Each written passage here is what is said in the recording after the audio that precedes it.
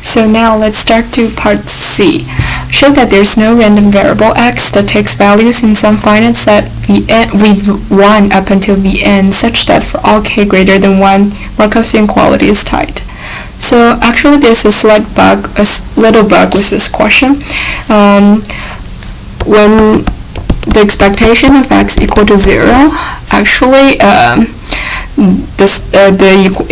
Markov's inequality is tight everywhere. So because of this bug, we reward full credits for people whose proof assume that expectation of x is greater than 0, and also to people who found this bug. But basically, the idea behind this proof is that since there's a finite set of this size, we can always find a value v plus n such that it is greater than the max in this set.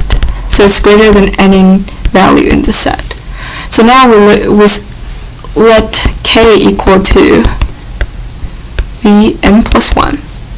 Then the probability that x is greater than Vn plus 1 is actually equal to 0, because Vn plus 1 is not in the set, so x does not take on this value.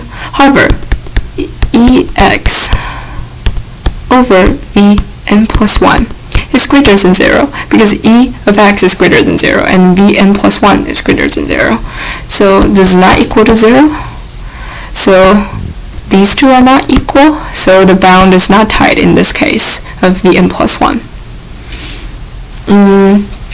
Some people may forget the fact that for Markov's inequality to work, x is assumed. We made the assumption that x is always greater or equal to 0.